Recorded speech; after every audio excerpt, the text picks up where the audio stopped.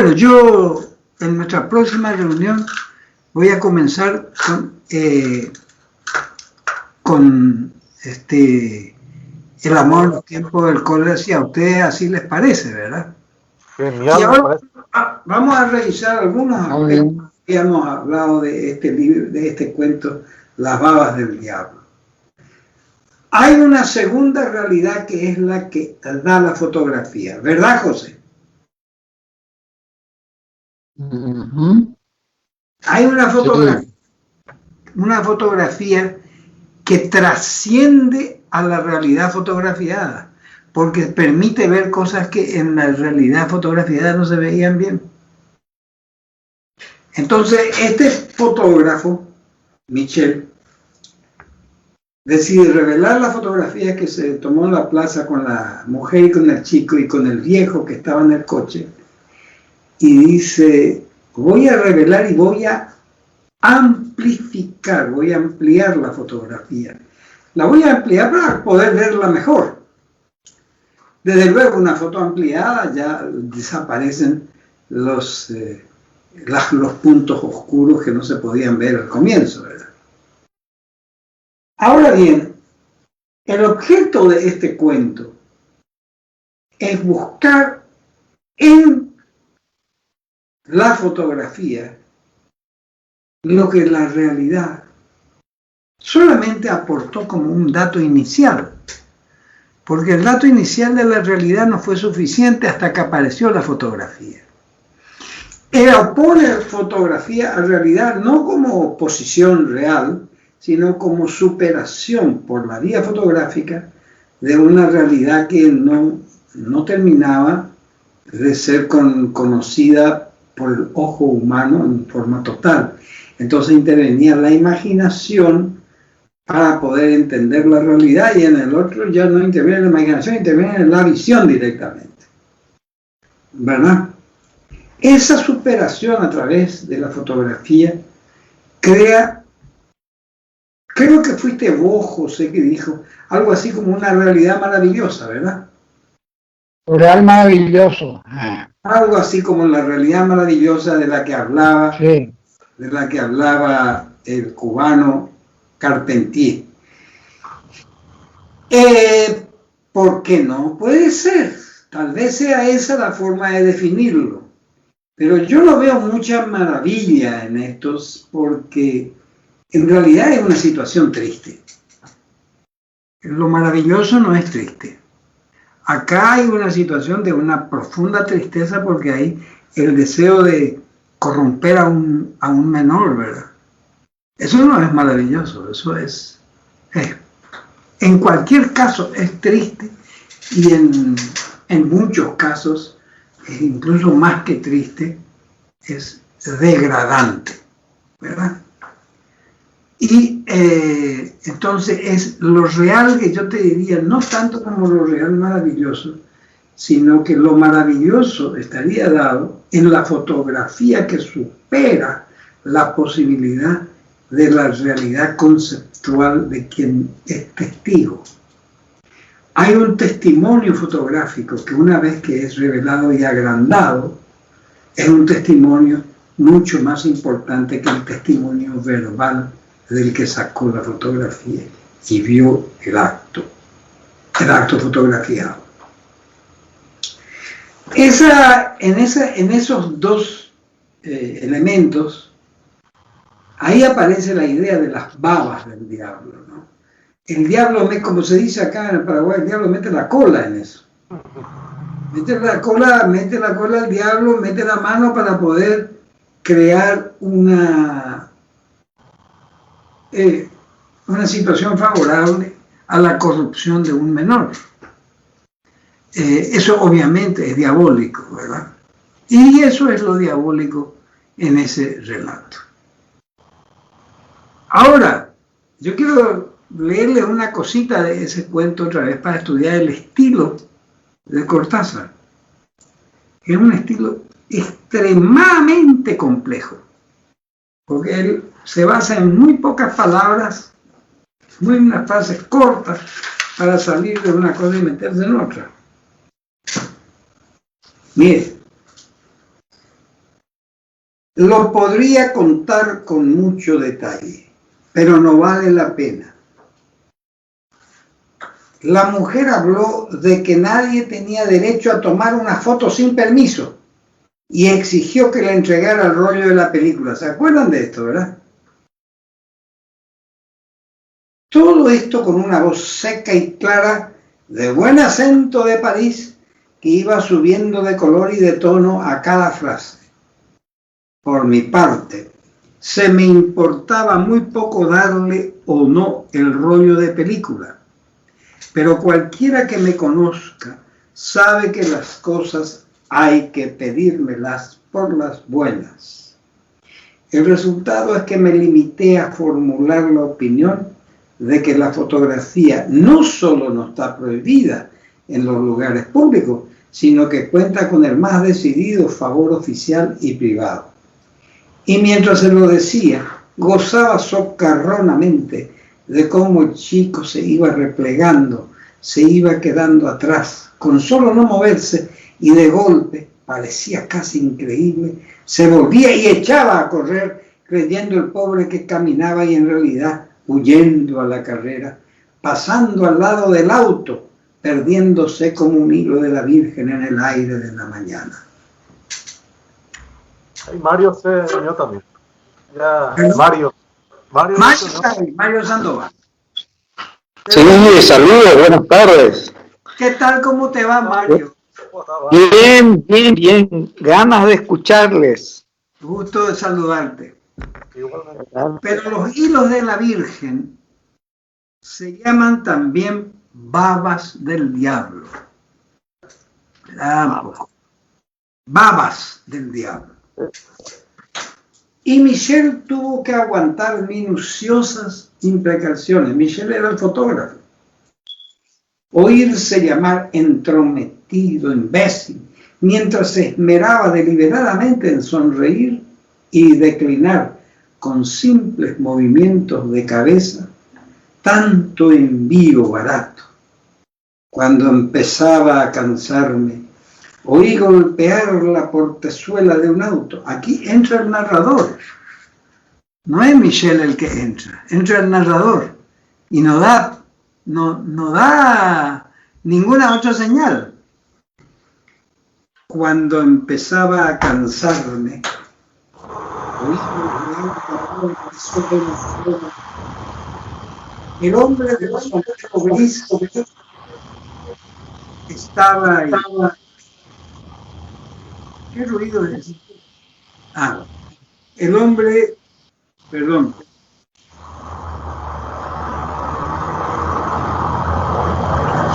Gris estaba ahí mirándonos. Solo entonces comprendí que jugaba un papel en la comedia. Es decir, ese viejo lo que probablemente quería era usar a la mujer como un señor para después seducir como un homosexual al niño. No era un niño, en realidad ya era un jovencito, ¿verdad? De unos 14, 15, 16 años, ¿verdad? Pero evidentemente era un homosexual o un depravado que estaba usando a la mujer como un elemento para captar, y no era el primero, como dice él mismo acá, que hacía un truco de esa naturaleza. Este hombre que estaba en el coche, salió del coche el tipo, empezó a caminar hacia nosotros, este es Michel, llevando en la mano el diario que había pretendido leer. De lo que mejor me acuerdo es de la mueca que le ladeaba la boca, le cubría la cara de arrugas. Algo cambiaba de lugar y forma porque la boca le temblaba y la mueca iba de un lado a otro de los labios como una cosa independiente y viva, ajena a la voluntad. Miren ustedes cómo una mueca aparece como una cosa ajena a la voluntad de la persona que produce la mueca. Esa es una característica en el estilo de Cortázar. Y les explico. Lo que para mucha gente, para ustedes y para mí, para la inmensa mayoría, es lo que se llama un rasgo de la personalidad. Por ejemplo, Dice, ese tipo, bueno, yo lo conozco a él bien. Él siempre hace un gesto con la mano ante tal circunstancia y ese gesto es así o es así, etcétera, etcétera. Él no reconoce el valor del gesto como algo propio de la voluntad, sino que es autónomo, forma parte de una segunda característica. Y siempre los gestos de los personajes son autónomos en Cortázar. Esto le permite a él llegar a la conclusión de que así como un gesto puede ser autónomo, un pensamiento no interviene en un gesto, una reacción no interviene en un pensamiento. ¿Qué hace intervenir en una persona para que produzca un gesto? Digamos, el gesto se produce por ser un gesto de sorpresa, de admiración, de lo que sea, ¿verdad? Pero si es autónomo, no es que no exista esa admiración, esa sorpresa, sino que no pasa eso por un proceso racional, sino que es automático. Hay un cierto automatismo del gesto que también puede traducirse a un automatismo del personaje. Yo estoy hablando acá de Cortázar como autor de muchísimos libros, ¿no? Y de muchísimos cuentos, ¿no? Porque este cuento es ilustrativo de otros cuentos. Entonces, en su estilo nos está dando una pauta que muchas veces vamos a ver en otros relatos de él. La solución que yo encuentro a que los gestos son autónomos es que la actividad racional existe de una manera muy limitada en todo momento.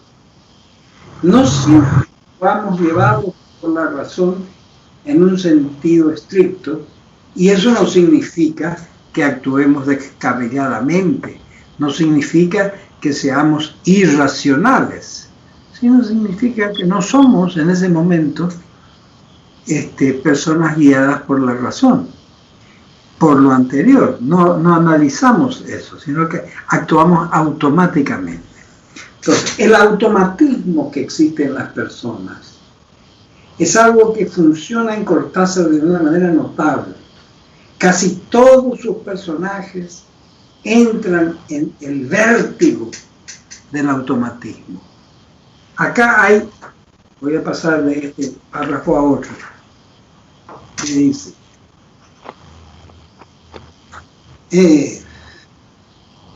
lo que sigue ocurrió así, a ese acto, ¿verdad?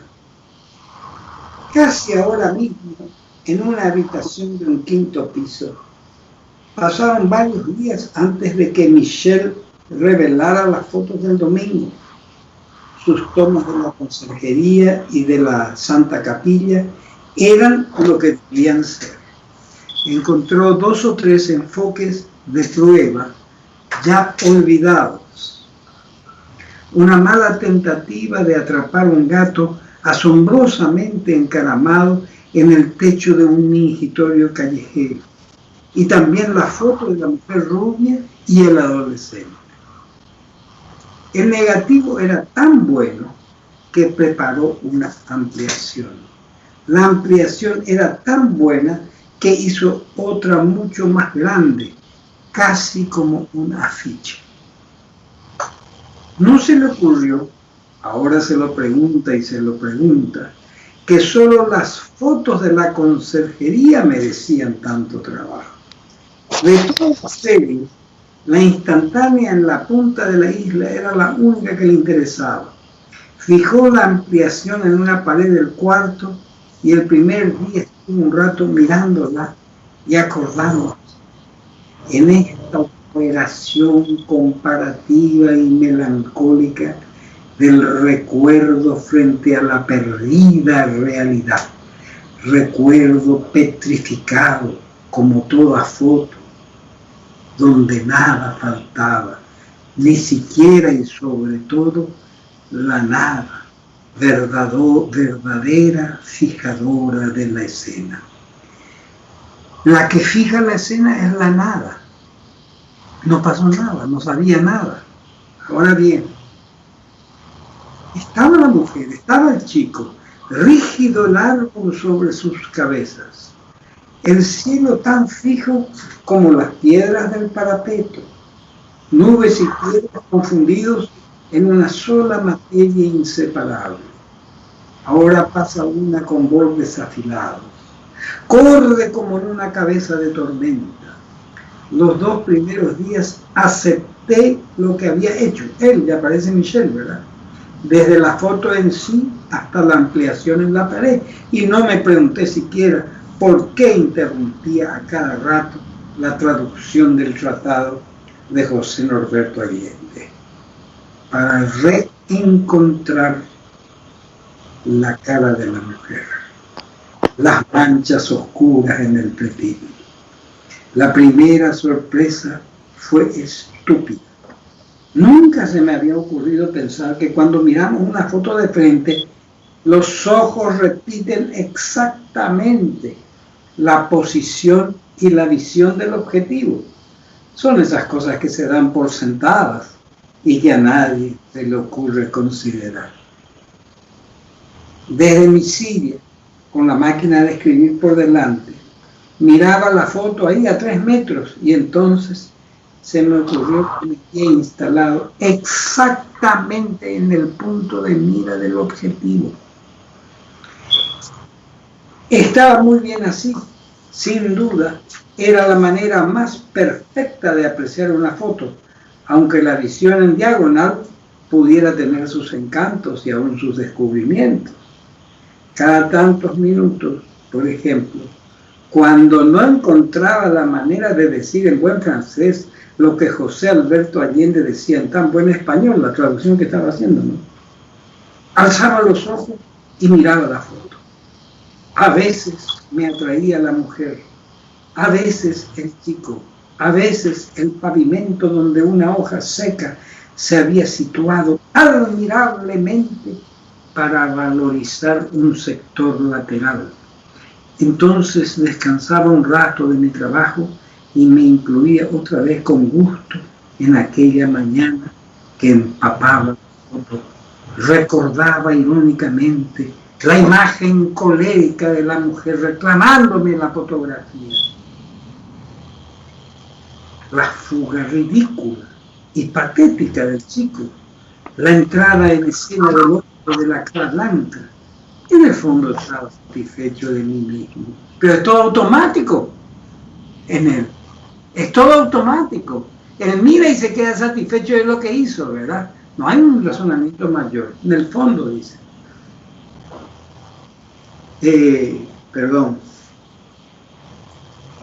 Estaba satisfecho de mí mismo.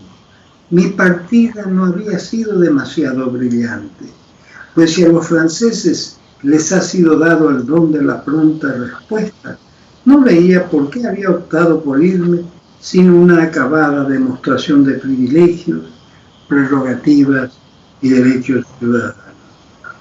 Lo importante, lo verdaderamente importante, era haber ayudado al chico a escapar a tiempo. Esto en caso de que mis teorías fueran exactas, lo que no estaba suficientemente probado, pero la fuga en sí parecía demostrar.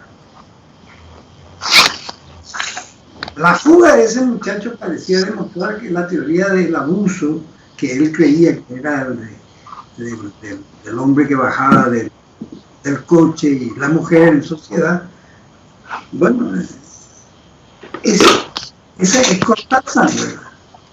Deja en la penumbra una realidad, pero la otra realidad de la foto confirma la sospecha. Ahora viene lo siguiente. Voy más adelante. Cuando vi venir al hombre, detenerse cerca de ellos y mirarlos, las manos en los bolsillos. ¿Qué es ese ruido? Se escucha un ruido, sí. Sí. Y un aire entre hastiado y exigente patrón que va a silbar a su perro después de los retozos en la plaza, comprendí, si eso era comprender, lo que tenía que pasar. Es decir, lo que se sospechaba, lo que tenía que haber pasado, lo que hubiera tenido que pasar en ese momento.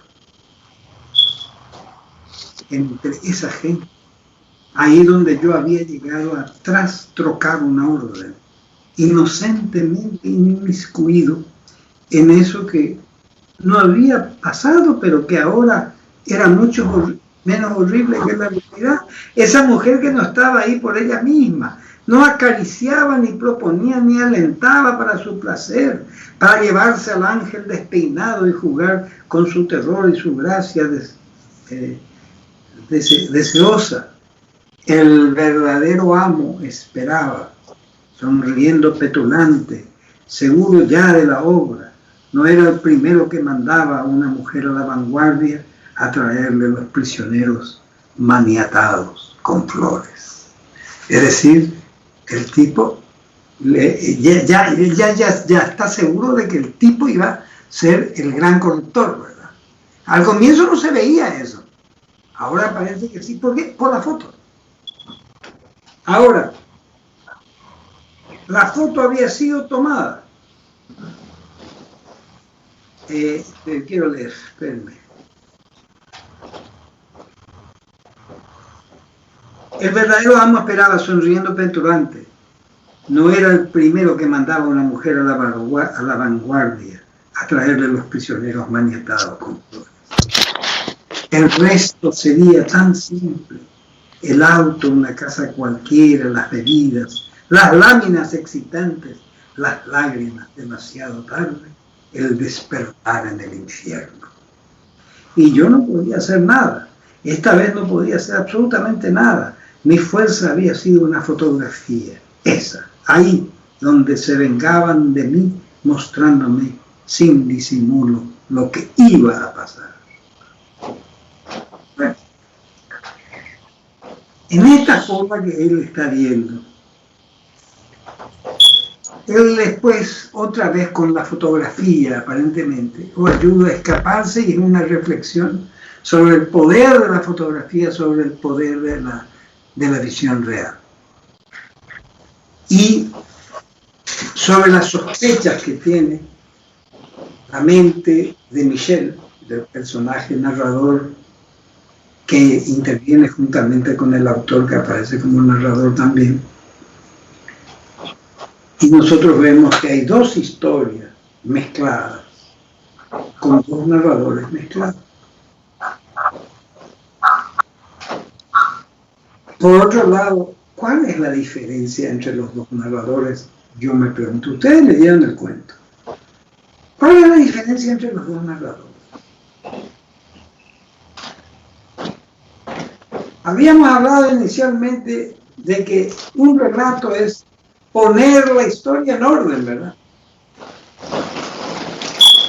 Y una narración es contar la historia por un narrador. Acá, una narración, no, hay dos narraciones. Porque hay dos visiones de dos narradores. Hay un personaje que es narrador, que es Michel, y un personaje que no tiene nombre, que es el autor, que aparece como un narrador, no diré omnisciente, pero falsamente omnisciente, porque él se entera de todo gracias al otro. Lo deja hablar al otro y entonces él también ya sabe lo que el otro sabe. Pero tampoco sabe lo que el otro no sabe. Y entonces aparece una realidad, que es la realidad de la foto revelada y los temores que tenía Michel de que ese pobre muchacho sea obligado por la fuerza a tener relaciones miserables con un viejo homosexual y una mujer sin alma realmente que se prestaba a semejante juego. Ahora, yo veo, como decía, el estilo de Cortázar en todo esto. El estilo de Cortázar. Hay un ruido. ¿Qué? ¿Le suele decir? Hay que preguntarle a Víctor. ¿Eh? A Víctor habría que preguntarle de dónde proviene. ¿Víctor que tiene ese ruido ahí? No, él sabrá de dónde proviene. Sabemos nosotros de dónde viene ese ruido, ¿verdad? Sí. Bueno. No sé si está ahí Víctor. Está Víctor, pero no. Víctor, ¿podés escuchar, Víctor? Ah, está... Ya me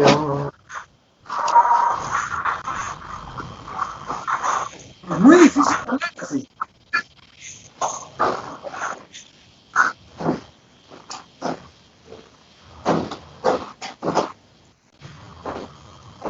Estoy en la casa de Víctor, ¿verdad?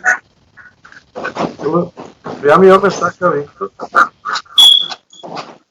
Dale un mensaje que hay un ruido espantoso ahí. Espera, le voy a llamar yo. Ahí le llamo, espera, le voy a llamar. Mira, a ver.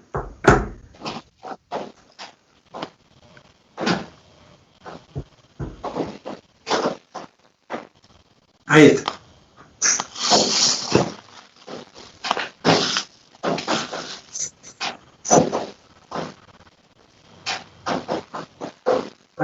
Vamos a ver.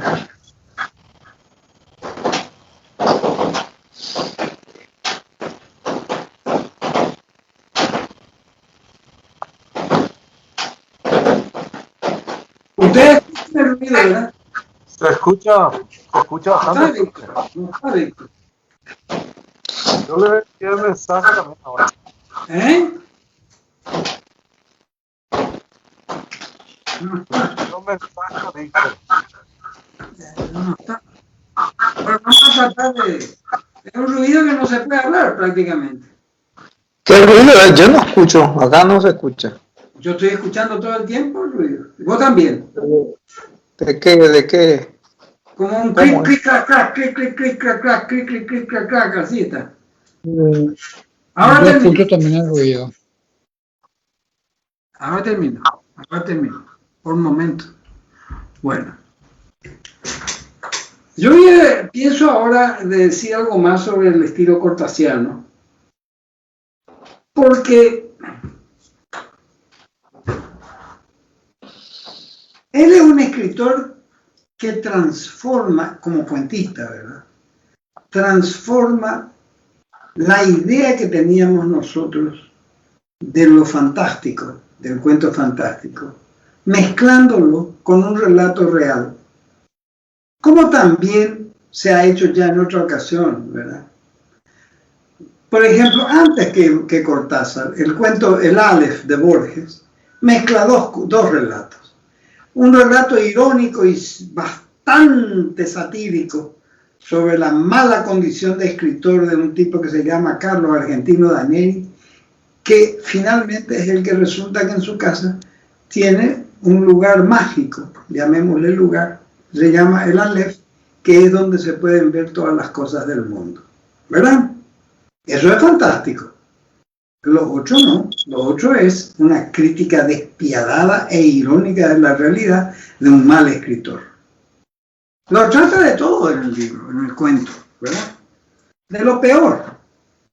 Ahora, mezcla la realidad y lo maravilloso, la ficción fantástica del Aleph en un mismo relato, pero el vínculo que une a el personaje dueño de la casa y al Aleph que está en esa casa es un vínculo de propietario de la casa, no es un vínculo fantástico. Es decir, él no hace que el autor, mejor dicho, el lector tenga que encontrar ninguna respuesta al hecho de que el Aleph esté en esa casa y no en otra casa.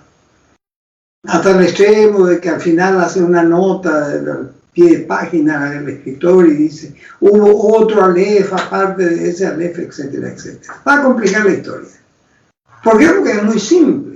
Las dos narraciones coexisten sin que una intervenga en la otra. Y no solamente no interviene, sino que es claramente algo que no tiene nada que ver con la otra, excepto el derecho de propiedad. Yo soy dueño de la casa y en la casa está... por ejemplo, imaginemos que en vez de tener la LED, yo tengo en la casa un tigre. Bueno, yo soy dueño de la casa y tengo un tigre en la casa, ¿verdad? Pero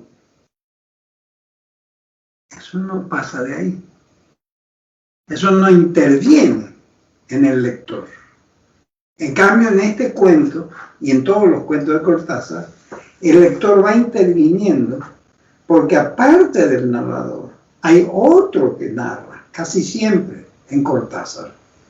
Es una voz que aparece y ofrece el contrapunto necesario a la voz del narrador. No hablo de contrapunto porque es lo que realmente da un cierto concierto, aparece como un concierto musical el cuento, ¿no? Una cierta realidad de conjunto. Y eso mismo termina por convencernos a nosotros de que la técnica de la cual viene Cortázar es la poesía. El cuento fantástico como tal, del siglo XIX, es un cuento de fantasmas.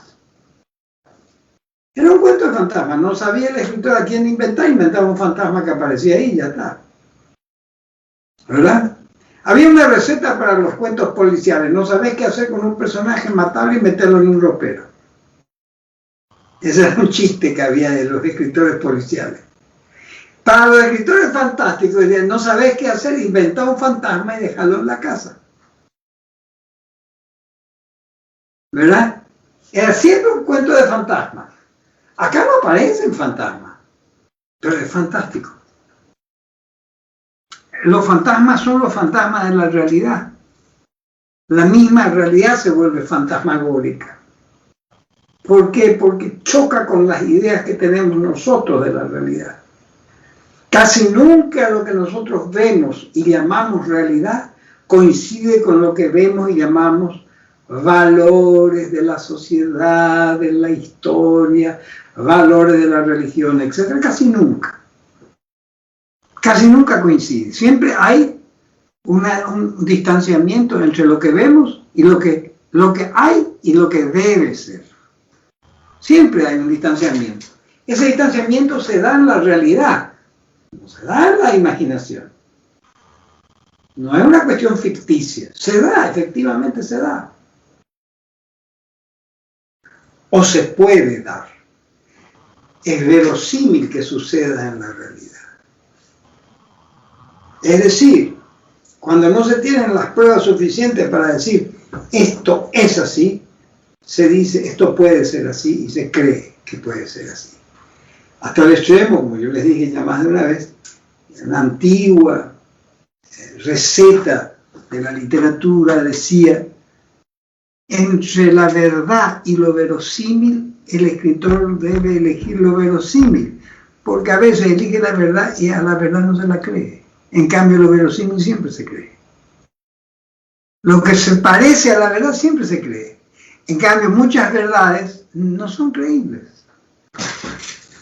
O cuesta demasiado trabajo creerlas, en algún caso.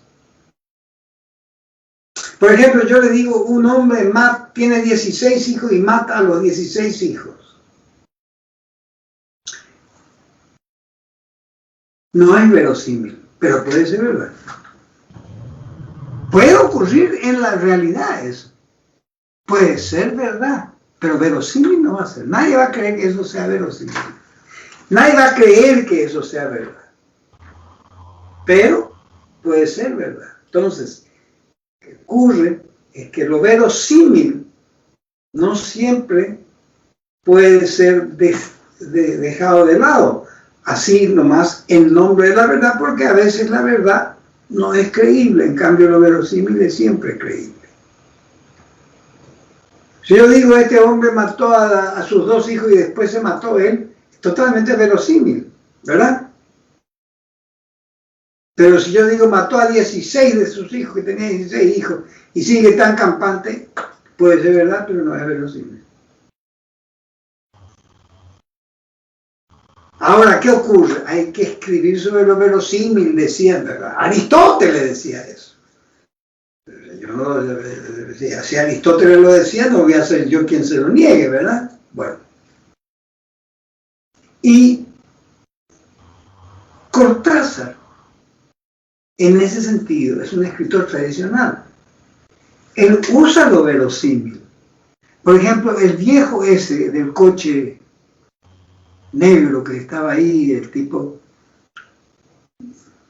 que interviene después y que él creía a través de Michel, del fotógrafo, él creía que ese viejo era un viejo degenerado. Michel creía, ¿no?, que estaba usando a esa chica para seducir a este chico y después llevarla a su casa, etcétera, etcétera, donde él iba a abusar de él, ¿verdad? Bueno, ¿y qué pasó? Es totalmente verosímil eso. Eso es verosímil. Él se mueve en el marco de lo verosímil, siempre se mueve. Ahora, se mueve en el marco de lo verosímil, donde lo que no es verosímil no tiene lugar. La verdad es algo que se tiene que investigar ahí. Es objeto de una investigación. El mismo, quien ve el acto de seducción de la mujer al chico y le saca la fotografía, ¿verdad? Michel, él es un investigador de la verdad. Él no sabe lo que pasa, investiga esa verdad, ¿verdad? Pero lo que resulta verosímil es lo que él va sospechando. Entonces, el nivel de sospecha está siempre lleno de cosas verosímiles, no de cosas verdaderas. La verdad es otra historia, ¿verdad? ¿Verdad? Queda en otro campo. Estuvimos bastante bien hablando sobre el tema este, se va entendiendo lo del estilo cortasiano. Esto tiene mucho que ver con la poesía. En la poesía, lo verosímil triunfa 1000 veces sobre lo que es verdad. La verdad prácticamente existe como un pretexto de lo verosímil.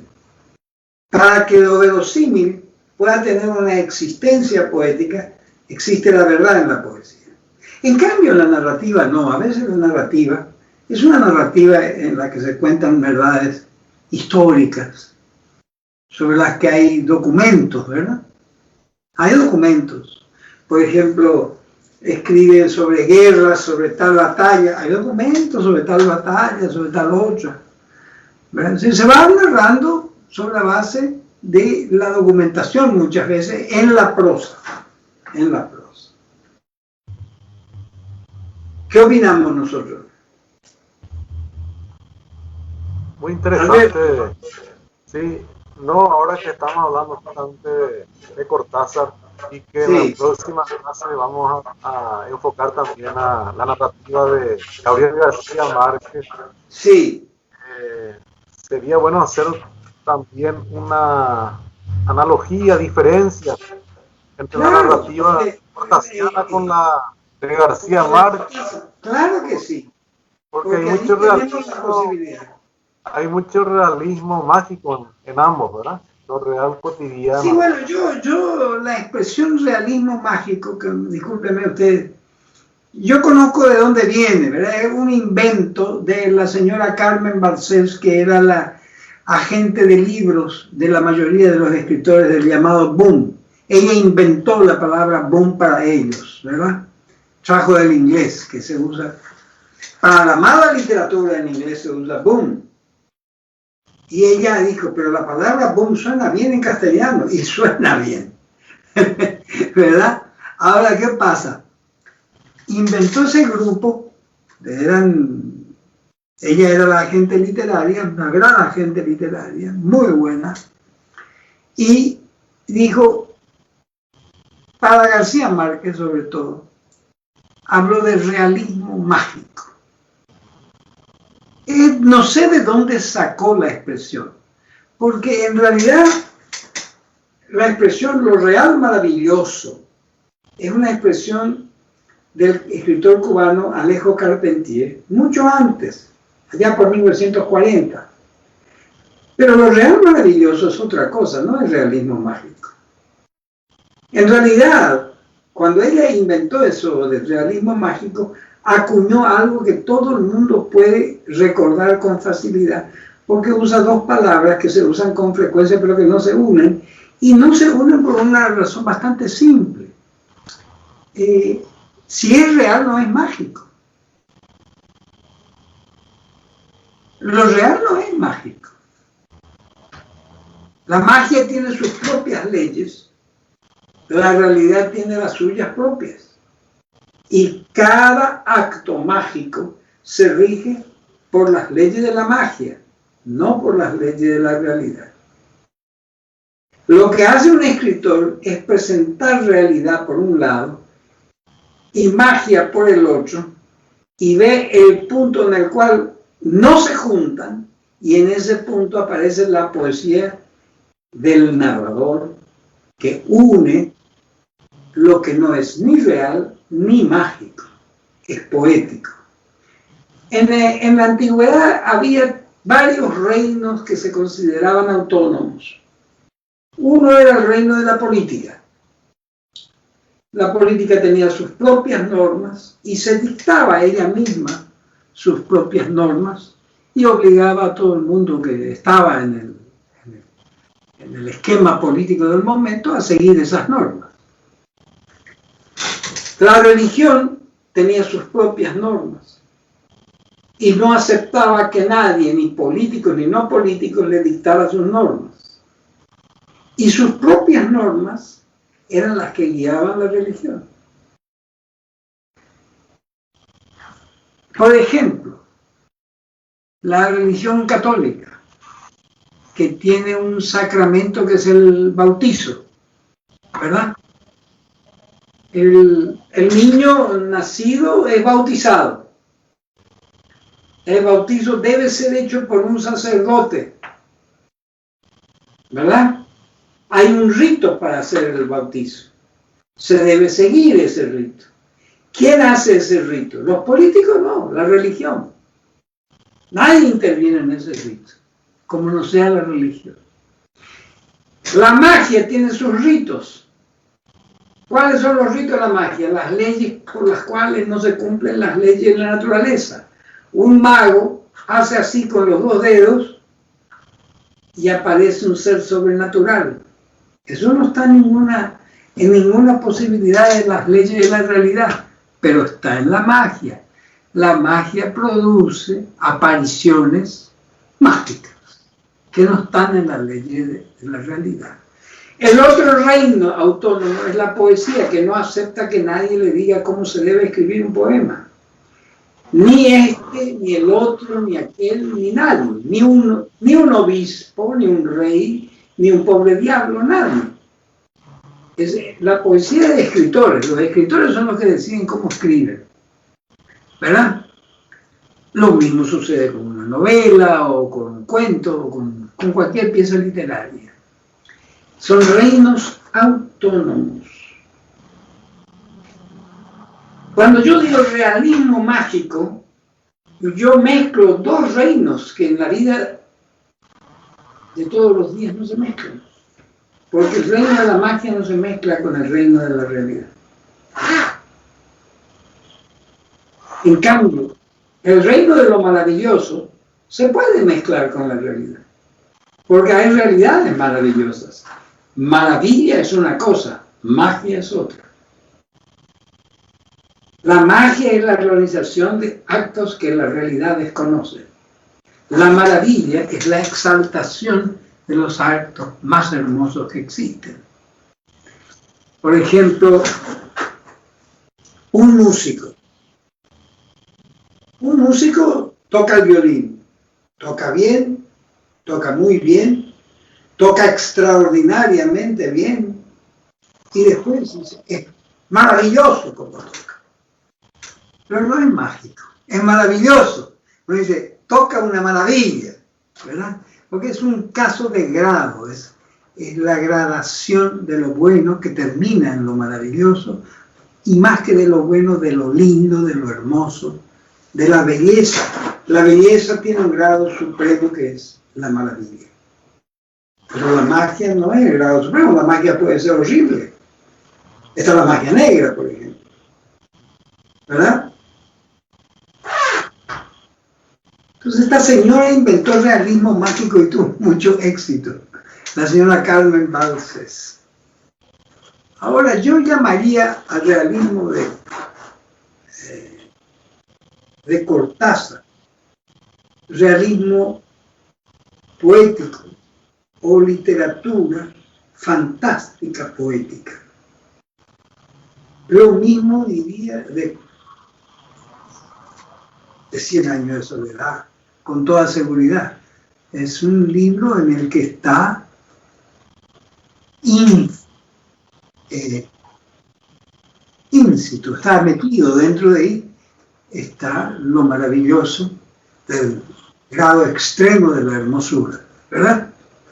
Pero yo lo llamaría maravilloso, no diría mágico. Magia hay que usar hay que usarla bien, porque en la naturaleza hay cosas que parecen mágicas. No lo son, pero parecen. Ahí hay que usar la palabra magia. Hay magia, pero va contra las leyes normales de la naturaleza.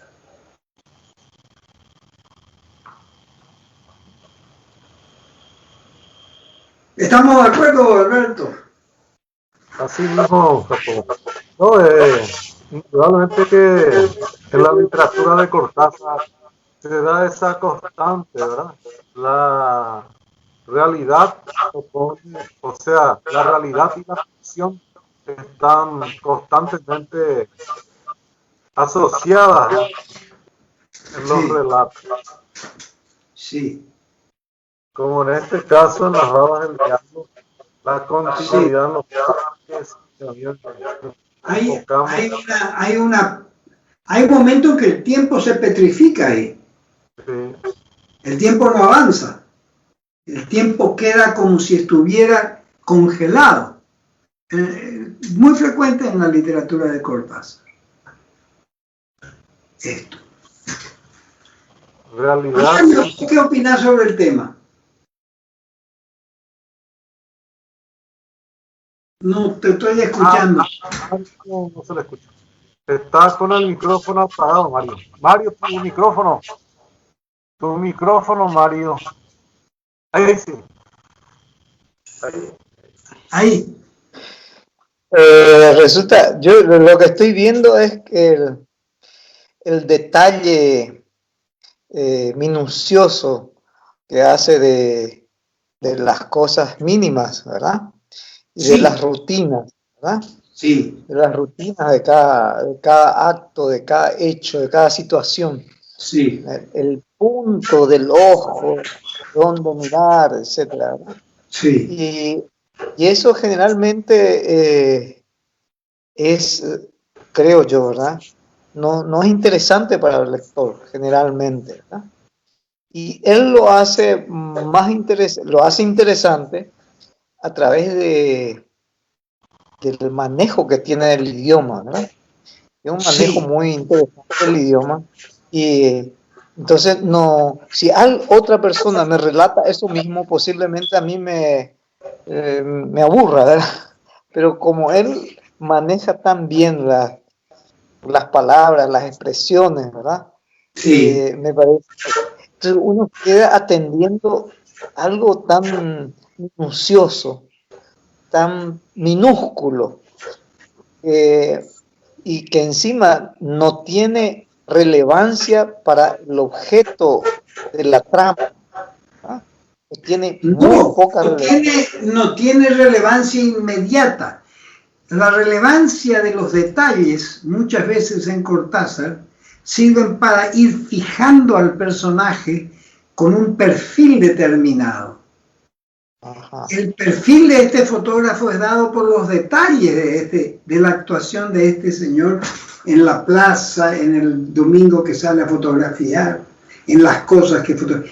Los detalles ínfimos, como vos decís, microscópicos casi, en un caso, sirven para fijar el carácter del personaje, para fijar y para delinear su carácter. Para la trama en forma directa, no. Este relato como trama directa se puede hacer en media página también. Claro. Sí, se puede hacer. Ahora, Claro. yo saco un personaje como Michel. Es un gran personaje. Es el gran personaje de este cuento, el fotógrafo. Es el hombre que está prisionero de su propia realidad fotográfica, de su trabajo.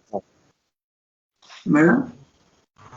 Es sumamente interesante y son todos detalles que él va dando, ¿no?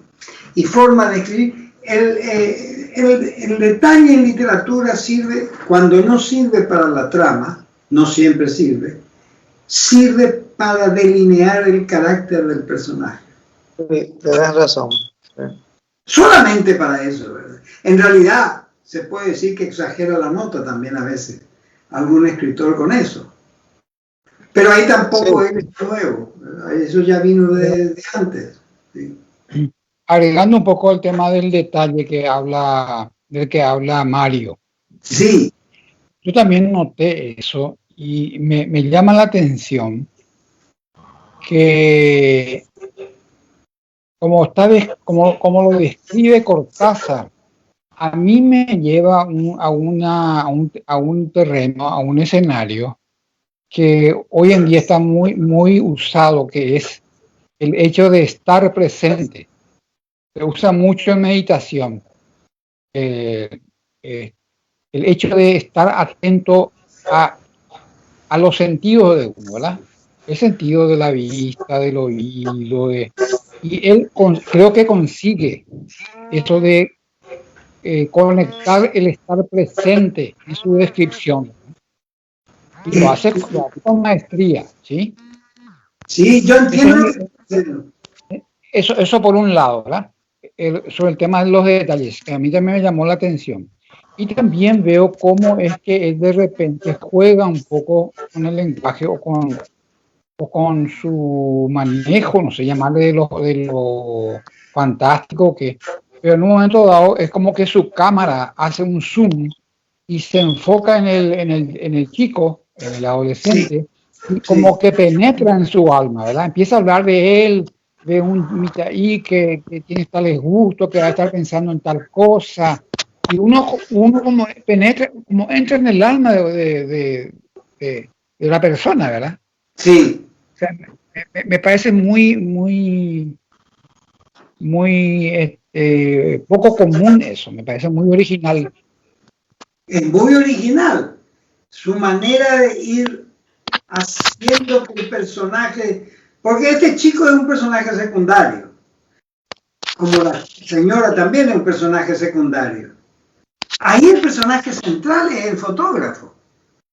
Ahora, en un momento dado se enternece con el chico y empieza y trata de ayudarlo a escapar al chico para que no caiga en la prisión sexual del homosexual y la mujer depravada con la que se metió, ¿verdad? Pero habla también. Yo veo que todo eso es verosímil. Él trabaja con la verosimilitud de lo que sucede con un joven adolescente, una mujer un poco mayor y un hombre que es un viejo depravado, ¿verdad? Sí, pero eso sucede todos los días. Es verosímil porque además en muchos casos es verdadero. Entonces, ¿qué sucede? El que está ahí, que no tiene la pista directa, tiene que ir descubriendo. ¿Y cómo lo descubre? Mirando no descubre con la fotografía. La fotografía es la que le está dando a él la posibilidad de... En una parte dice los agujeros negros donde tenían que estar los ojos del viejo. ¿Recuerdan ustedes esa descripción? Tratar a los ojos como dos agujeros negros. Como una imagen fotográfica expresionista prácticamente. ¿verdad? Casi como una de esas antiguas películas en blanco y negro, ¿verdad, Mario? Sí, realmente. Te presentaban un rostro, y vos no veías los ojos, bien, veías dos agujeros, ¿verdad? En la oscuridad de la cámara. Sí, sí, sí. Totalmente. Sí, sí. Y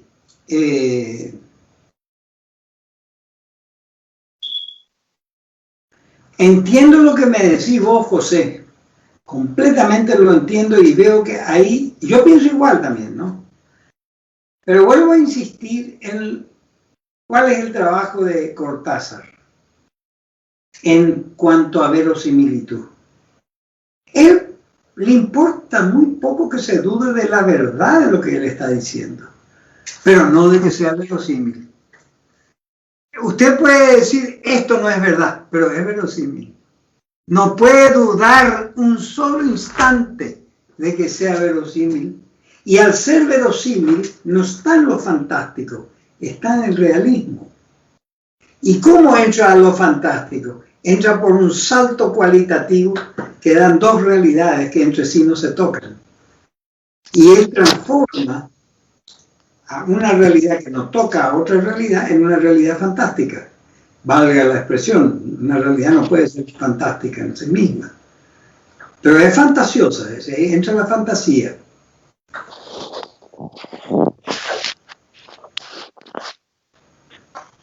Y es increíble también cómo a través de la fotografía que este fotógrafo Michel va descubriendo, ¿verdad? Al hacer la ampliación de las fotos en su estudio, detalles que van apareciendo de repente que no veía simple Era vista. una ampliación y después, como le salió bien y no veía todo lo que quería ver, hace una ampliación más grande del tamaño de un afiche, dice. Sí. Y ahí ya ve lo que quería ver. Va descubriendo más detalles. Sí.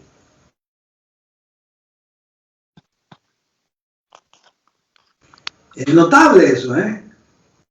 Sí. Es increíble cómo él va jugando con eso y en la manera como va relatando también, ¿verdad? Porque entra no solamente el narrador que es Michel, sino el narrador que es él. Que el narrador es él. Hay dos narradores, pues. Narradores. Uno es Michel y el otro es él. Que sería pero un narrador. Él se entera del caso por Michel. Y después entonces él va creando a través de los detalles, Mario, va creando a través de los ínfimos detalles, si se quiere.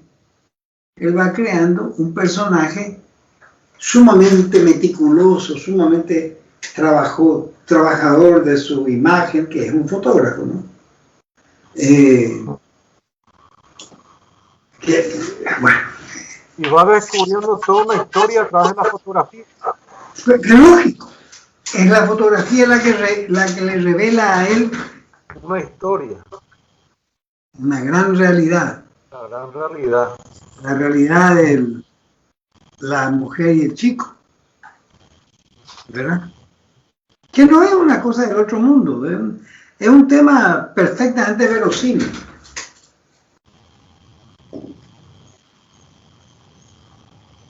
Ahora, en lo que vamos a ver en la obra El amor en los tiempos del cólera, nosotros vamos a ver un realismo de corte amoroso, sentimental, donde el objeto principal de la novela es el sentimiento amoroso que van sintiendo los diversos personajes. A veces esos sentimientos coinciden, a veces no coinciden. Claro. Como en la vida real. Pueden coincidir sentimientos, se forman parejas, no coinciden, pero no coinciden, ¿verdad? Ahora, los tiempos del cólera son los años de 1900, más o menos en el Caribe, que es donde transcurre. Ahí hay un ruido que no sé qué es. Un teléfono. Teléfono. De la Casa Blanca le están llamando a Alberto. Ah, le llaman de la Casa Blanca. Para informarle algo. No, para asumir la Me está llamando Secretaría de Cultura allá. ¿Quién te está llamando? ¿Qué de la secretario? Casa Joe ¿Qué Biden. ¿Eh? Joe Biden. Baile le llama. Biden, el nuevo presidente que está por asumir. Ah, Biden. Biden. Biden. Le va a dar un baile.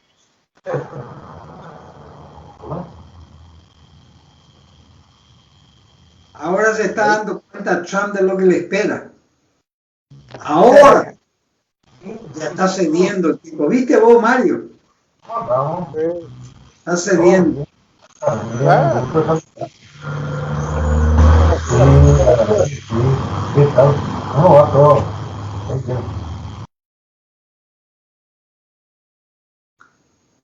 Pero yo creo que Alberto tiene que tomar ese ofrecimiento que le hacen de allá de Washington.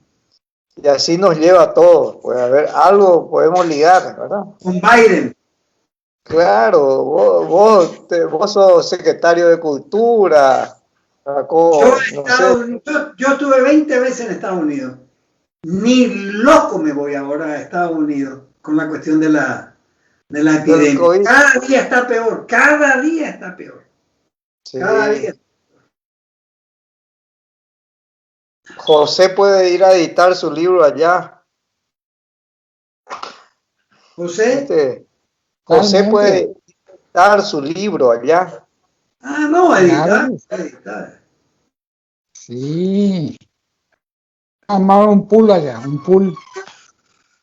Está terrible. Vamos a hacer un paréntesis. ¿Te parece, Mario?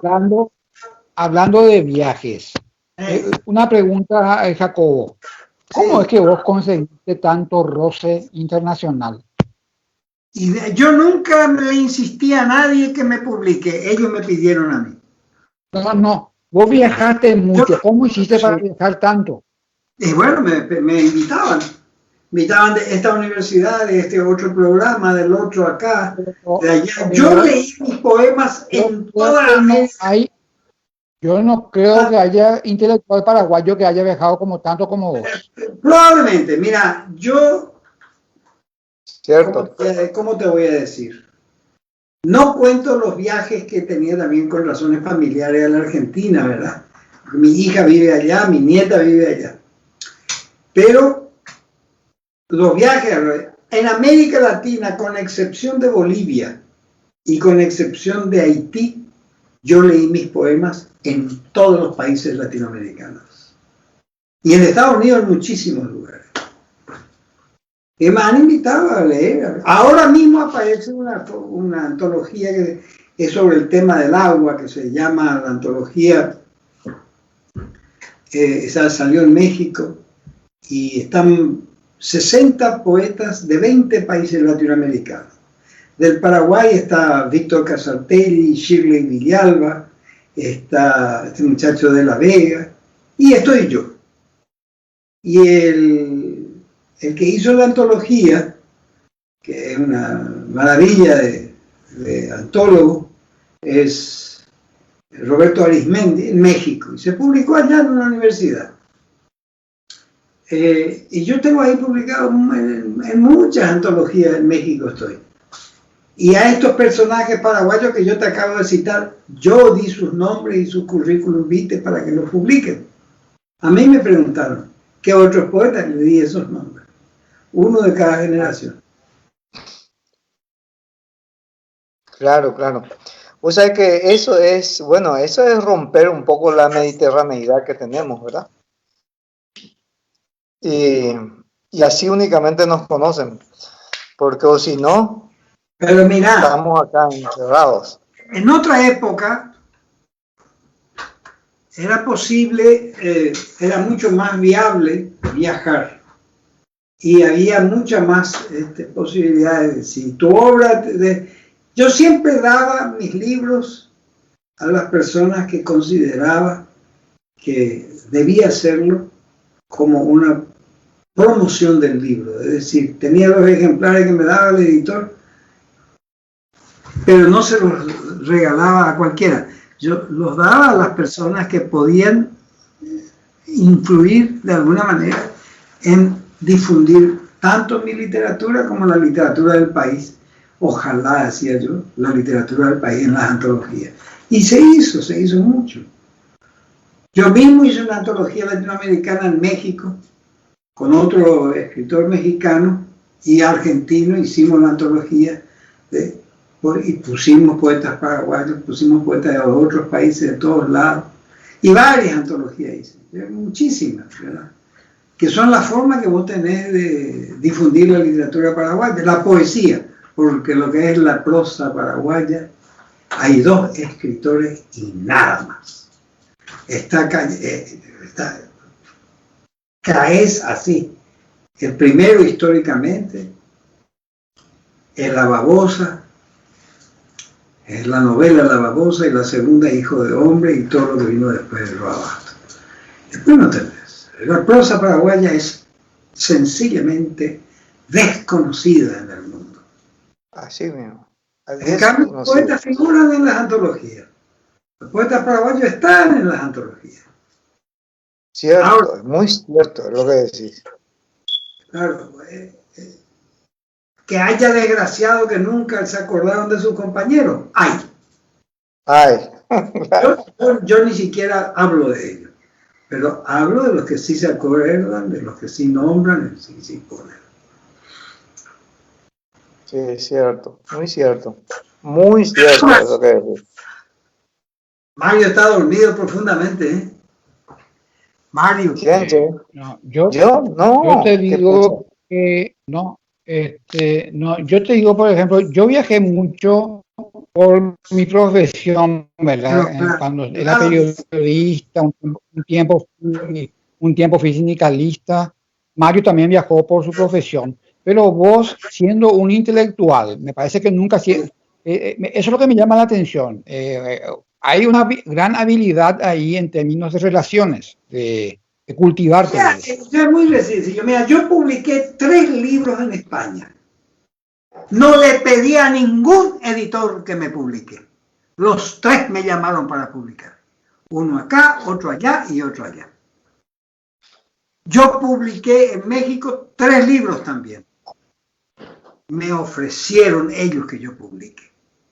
En la Argentina había un amigo mío que tenía una pequeña editorial con quien comencé hace 50 años y con quien hicimos alguna cosa juntas con Adán Durán. Y después los otros editores, yo conseguí el apoyo necesario para poder hacer una edición cuando vino, no sé si vos te acordás, el Bicentenario, había fondos de Itaipú para eso. Y yo solicité para esos libros y me dieron para publicar en la Argentina. En la Argentina se vendieron como agua esos libros, ¿verdad? Y después me pidieron ellos mismos, me pidieron otros editores, me pidieron, este libro vamos a publicarte, este libro vamos a publicar. Me publicaron 6, 7 libros ahí. Entonces tengo 6, 7 libros en la Argentina, 3 libros en España, 3 libros en México, un libro en Perú que es un homenaje que me hicieron los escritores. ¿Qué más quiero, verdad? Yo no fui a pedir. El tipo que va a pedir que le publiquen un libro, vos le podés pedir a un compañero escritor que te presente un editor. Eso es otra cosa, yo no digo eso. Pero el tipo que va a pedir, que entrega un libro, ni a García Márquez le dieron pelota. Cuando García Márquez presentó su libro a Lozada, el que leyó el libro agarró, que era el lector de la editorial, dijo, no hay que publicar este libro, y no se publicó. Entonces, Porrúa, que era lector de la editorial MC, a través de un amigo, se enteró de eso y le pidió el libro y vino, porque él le pidió el libro, el otro elemento. Así funciona la literatura, vos tenés que reconocer el valor de un editor. Si vos no reconoces, claro, si para vos un editor es un mercachifle, pero entonces no vale la pena de luego escribir, ¿verdad?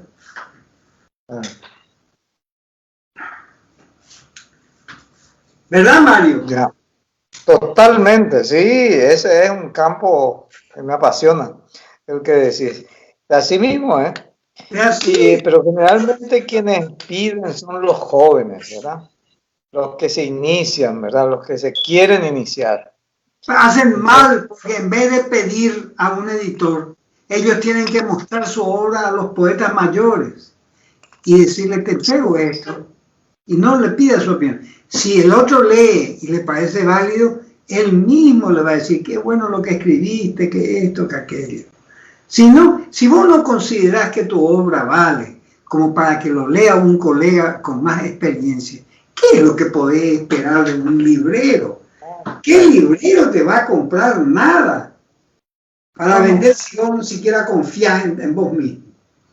Entonces, tienen un círculo que están armando así entre ellos, y yo escribo, yo te leo, vos me lees, yo te escribo, pero eso no va a ningún lado. Pero decime, tomando ahora eso que estás citando, hay un círculo de jóvenes poetas paraguayos, sí, actualmente. Sí. Inclusive, acá está Alberto. Alberto Sisa es uno de los mejores poetas jóvenes del Paraguay. Alberto debe ser un excelente poeta, pero joven no es, che. ¿No? En poesía voy a más joven a un tipo que está entre los 40 y los 50. No, es una broma. No existe nadie de 20 años. No existe. No. Eso es del pasado. Eso es del pasado. Pero hay un grupo de jóvenes que estuvo Alberto, vos te vas a acordar, en la primera, en aquella presencial que se hizo ahí en la biblioteca con Jacobo. Sí. ¿Te acordás que fueron ahí algunos que son de Sajonia, que se reunían en Sajonia? No sé si los ubicás. Y no me acuerdo de algunos jóvenes que escribían poesía, sí. Ellos tenían un grupo, ¿verdad? Sí. Y no sé qué más, no los ubico más, y yo quiero saber que surjan. Yo más, tengo acá ¿verdad? dos poetas jóvenes que valen. Alberto es uno y el otro es Shirley Villalba. Shirley, sí. Shirley Villalba y Alberto. Y después lo demás. Pues, podrán llegar a ser alguna vez si continúan, ¿verdad? Le dejo abierta toda la posibilidad. Pero lo que escriben ahora no me importa para nada. Claro. Hay un grave problema en el Paraguay. ¿Cuál es? El mismo que hay en otros países también. Terminó la época del poeta joven. Del joven poeta. El poeta que tenía 20 años. Yo comencé a publicar cuando tenía 22, 23 años. Sacaba algunos folletos en aquella época. Estoy hablando del 60, ¿verdad? Pero una cosa es 1960, otra cosa es 2020, como ahora, ¿verdad? Sí, estamos hablando de 60 años atrás, ¿verdad? Era distinto, era muy distinto todo. ¿Por qué si terminó la época del poeta joven? Eso porque antes un poeta podía ser joven y era escuchado si valía. Hoy tiene que tomar cola, hay 50.000 delante. Ya. Oye, yo no creo que pueda haber tantos poetas como hay hoy, ni jóvenes ni viejos, porque para mí no es una cuestión de ser joven o de ser viejo, sino de ser poeta. Puede tener 100 años, da lo mismo. Pero no, los escritores han sido miserables en este campo. No escuchan más a un escritor joven. Y hay sumo algo más a eso que estás diciendo, Jacobo. Sí. Creo, me parece a mí, ¿verdad? Sí. Mirá que yo estoy un poco, vos sabés, tuve 28 años fuera del país y viniendo a Puchito a ratos así, ¿verdad? Siempre seguí las ferias y las reuniones, etcétera, pero muy poquito. Ahora, últimamente sí, ya me jubilé, ¿verdad? Estoy hace 3 años y medio, ya van a ser 4 años dentro de poco. Estoy acá. Pero vine a San Bernardino también, ¿verdad? me instalé acá desde que vine y estoy aquí trabajando en la comunidad, etcétera, pero no en algunos temas culturales, pero no estoy relacionado con el círculo de gente de la cultura de Asunción, ¿verdad? Y que es el círculo del Paraguay, ¿verdad? El círculo de gente del Paraguay. Sí. No el único, cierto que hay en Villarrica, en Ciudad del Este, en Encarnación, en Pilar, la ciudad es más bien grande. Sí. Sí, hay también, ¿verdad? Pero lo que mi percepción es, o sea, dicho esto, como dicen, ¿verdad? Haciendo la salvedad de que no estoy muy metido, porque estoy metido en otras cosas, yo creo y le doy una culpa, no culpa, sino una razón fundamental de que no surjan nuevos poetas, no se conozcan, no es que no surjan, pueden surgir, pero no se conozcan nuevos poetas y nuevos escritores en prosa, ensayistas, en Asunción al fracaso de las ferias de libros. Las ferias de libros son en todo el mundo el espacio de divulgación hacia la población en general, de lo que se hace en los círculos intelectuales. Y aquí, las ferias de libros, primero, tienen poca gente, y la gente que va es solamente la gente intelectual nuevamente, ¿verdad? O sea, no es el público. La gente no viene a la feria del libro, por entendiendo el público en general no viene. Andate a la feria de Guadalajara, a la feria de Buenos Aires, a la feria, estuve en Frankfurt, en Barcelona.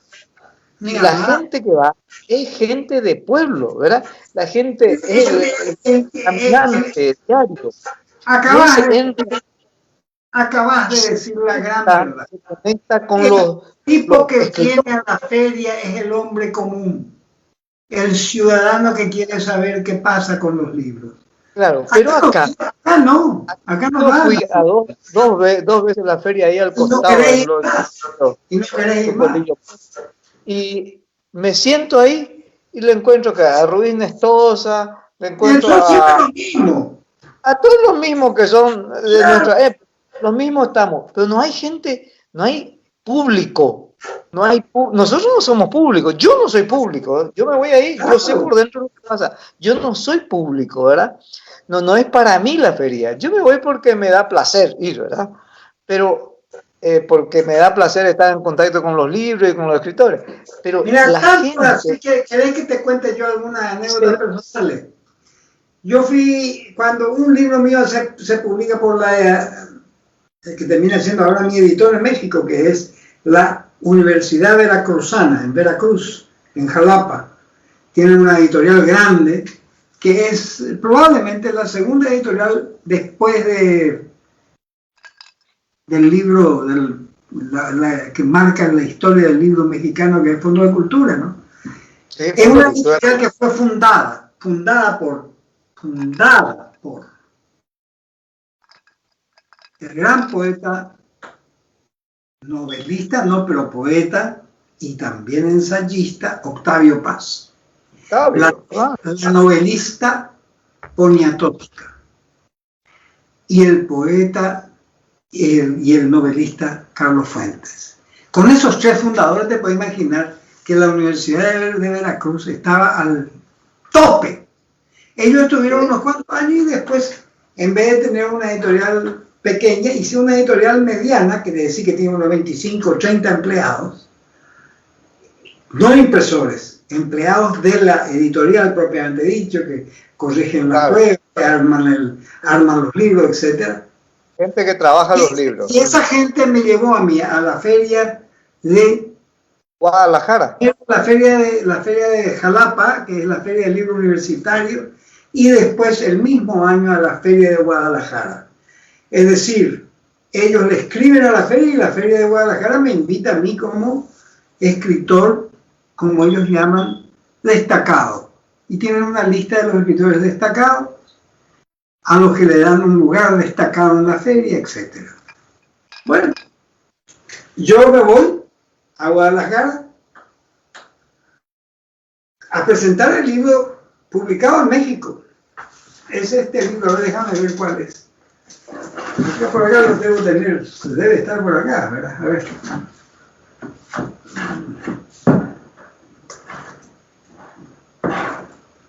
No te preocupes, contá la historia que es más importante. Contame bien. Ese libro yo lo presento, mejor dicho, lo presenta una escritora mexicana de allá, que la editorial había contactado, y yo tenía un público de más o menos unas 50 personas. Incluido estaba allí esta chica paraguaya, René Ferrer, que es amiga mía, que ella fue allá como académica, fue invitada como académica para organizar el futuro jurado del otro año del premio. ¿Qué es? Esos premios que invitan a alguien de un país insignificante como el Paraguay, y del otro lado te traen al presidente de la editorial Alfaguara, al presidente de la editorial Planeta, etc. Ya sabes para qué te traen.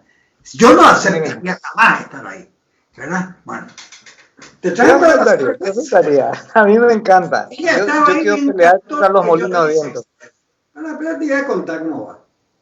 Me va tan bien que los 50, 60 libros que trajo la editorial de Veracruz para vender en la feria, eso fue el segundo día de la feria, de mi llegada, se venden todos. Yo me cansé de firmar mi autógrafo ahí. Prácticamente estaban todos agotados cuando hacen traer por avión otra partida de 50 libros. Y los últimos que les quedaban eran 30 y trajeron los 30. Y vendieron los 30 y se acabó la primera edición. Ahora, ¿qué pasa? ¿Cómo quedo yo con esa gente? Quedo como los dioses, ¿verdad? Quedo muy bien. Yo soy y me invitan a seguir publicando, etcétera, etcétera, etcétera.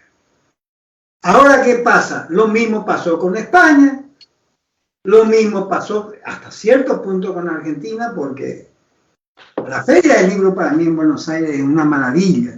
En el sentido que dice él, es el contacto con la gente común que viene ahí.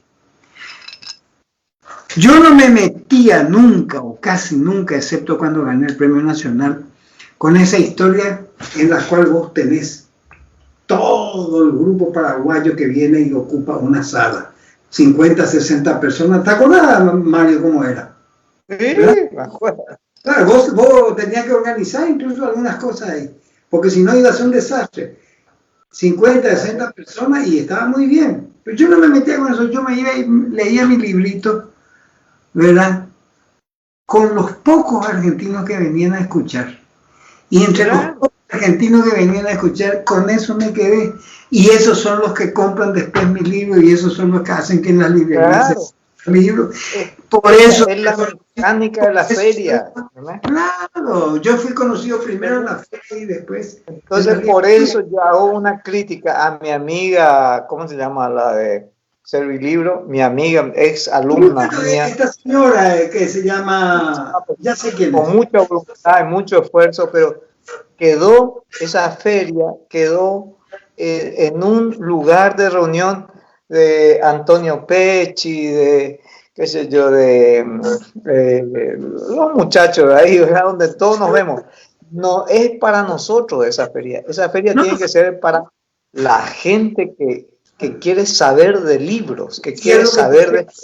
Eso es para atraer público, no para ganar adeptos que ya son adeptos, sino para convencer gente que no tiene experiencia. Vamos, ni siquiera compramos los libros nosotros, ¿verdad? Porque tenemos todos los libros. Es decir, esa gente es la que tiene que ir y esa gente no se va a la feria. Entonces, ¿qué hicieron? Llevaron estudiantes, pero estudiantes de secundario, y el secundario todavía no está en eso. Tiene que ser de la universidad. Tendría que ser de la universidad para que esté en eso.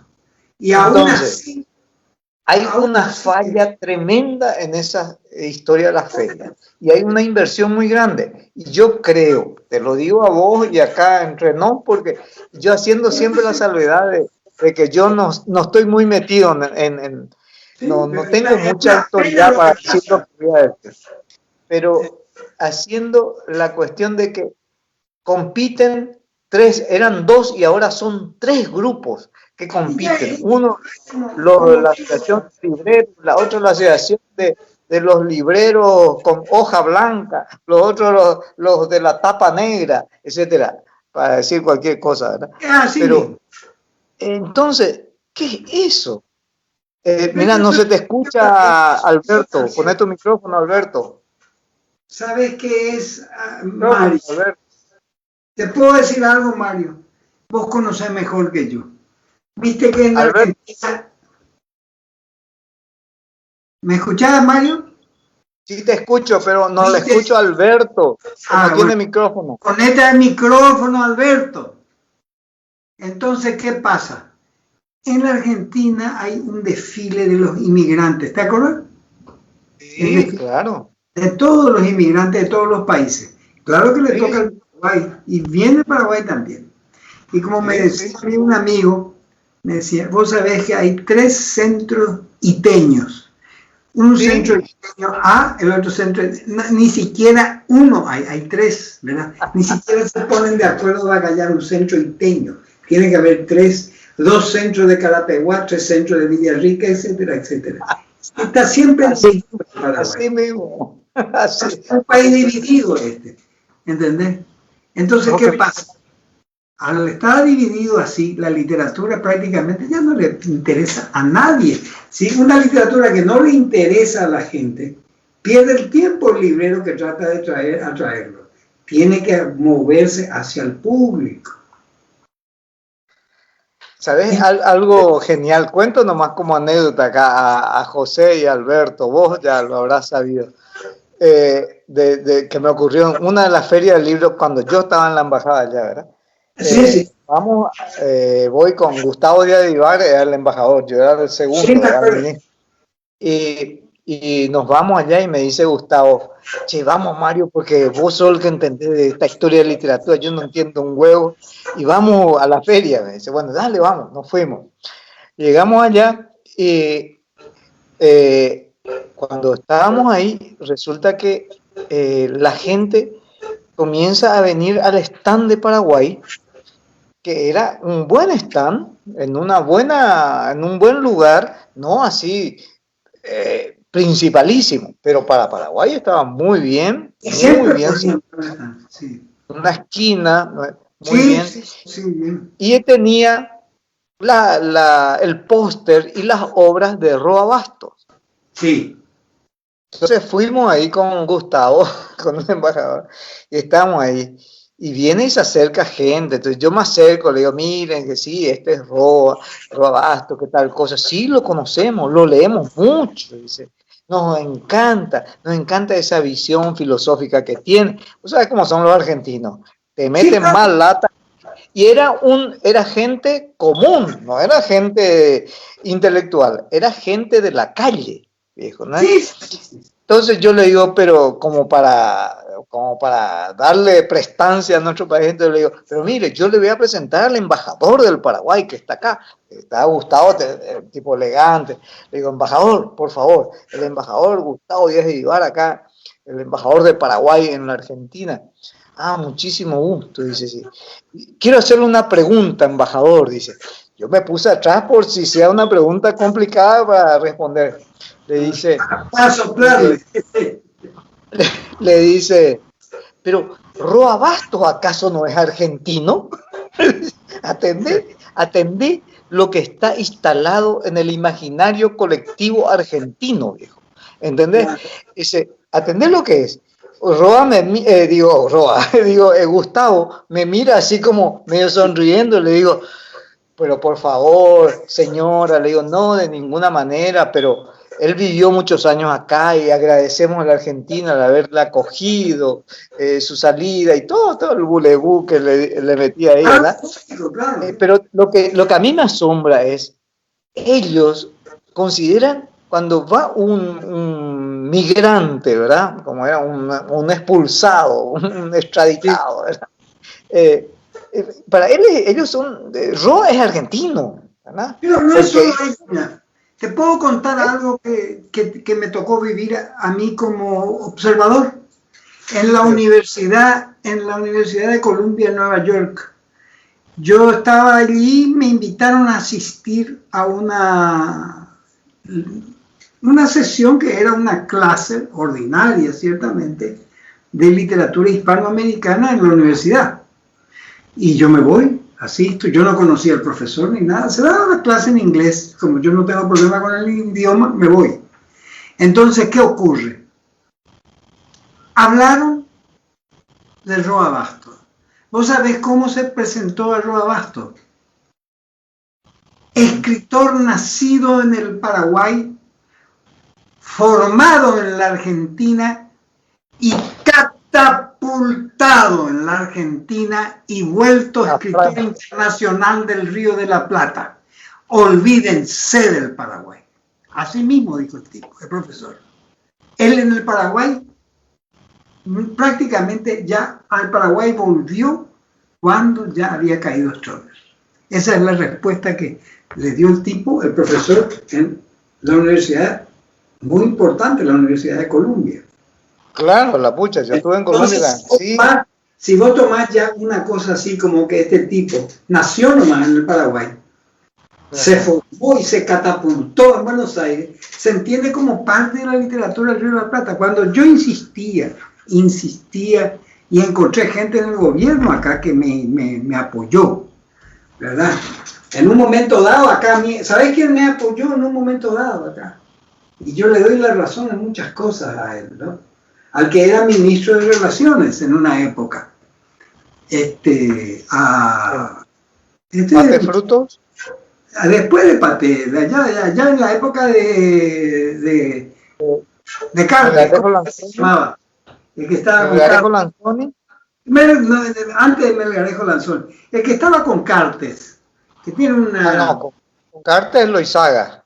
Loizaga, Eladio Loizaga. Eladio Loizaga era el tipo que a mí me entendió perfectamente lo que yo quería. Pero lógico. Pero lo que pasa es que no le daban pelota tampoco. Ahora... Nadie le da bola a nadie. Nadie le dan bola. Entonces, ¿qué pasa?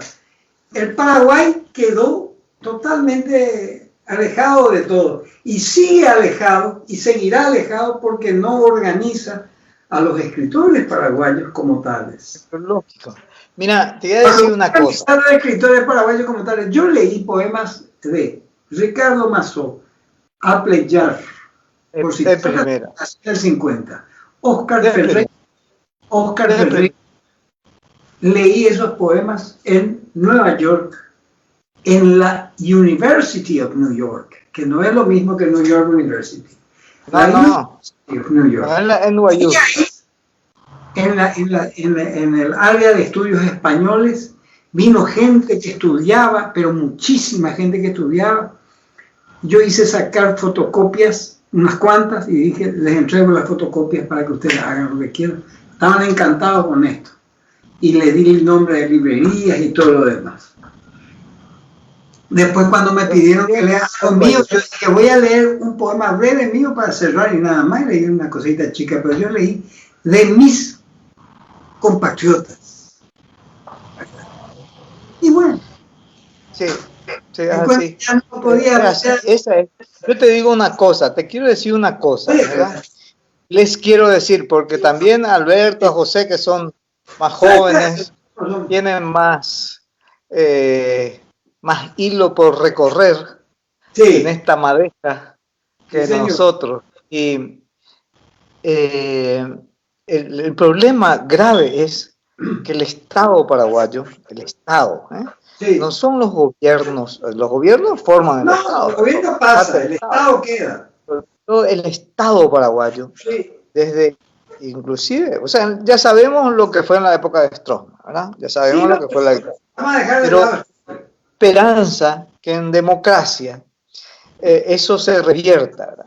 Entonces, en democracia no fue capaz el Estado en 30 y tantos, 32 años, de establecer y de llevar a la práctica políticas de Estado para varias cosas, entre ellos literatura, ¿verdad? Pero lógico. Pero voy a contar algo más prosaico que la literatura, que es la comida. Sí, sí. México y Perú Tienen hicieron, las cancillerías de México y Perú sí. contrataron los mejores chefs de sus países, Sí. los mandaron a estudiar a París. ¿Cómo no? Y de ahí les trajeron de vuelta todo pagado, qué sé yo, una cantidad de, no sé, 1000 personas, ¿verdad? Los trajeron de vuelta y les hicieron trabajar en un centro de investigación, México y Perú, para desarrollar, uno, la comida mexicana a nivel internacional y el otro, la comida peruana a nivel nacional. Ellos tienen una política de Estado sobre el burrito, sobre el taco o sobre la, ¿cómo se llama? La comida peruana. Los platos nacionales. Entonces, en cada embajada del mundo hay un chef que con todo su equipo y con todos los materiales y elementos necesarios que viaja durante las fiestas nacionales, en todas, en uno que sea en Tailandia, en Singapur, en una islita del Pacífico, en Sudáfrica o en Argentina, hay un equipo que va y que lo que hacen es demostrar y hacer degustación de la comida en Perú, cuando es la de Perú y cuando es la de México, ¿verdad? Entonces ellos hacen y todos nos acordamos de qué rica la comida de qué rica. O sea, tienen política de Estado, invierten dinero en eso. Acá se invierte dinero en el bolsillo de los políticos, acá no hay nada. Los diputados, ministros y presidentes, y no hacen lo que tienen que hacer con el dinero del Estado.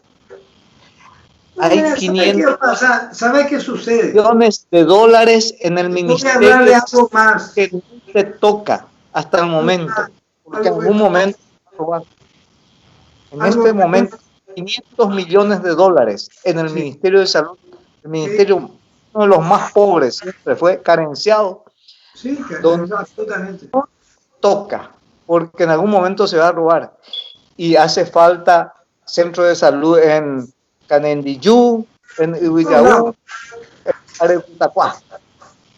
Yo te voy a hablar de una cosa que yo conozco algo. ¿Qué no podemos quejar de literatura? ¿Qué es la literatura? Yo conozco algo de literatura. En España vos no podés hablar de poesía paraguaya. Hay un grupo que no lo puede ver a Elvio, otro grupo que lo adora a Elvio.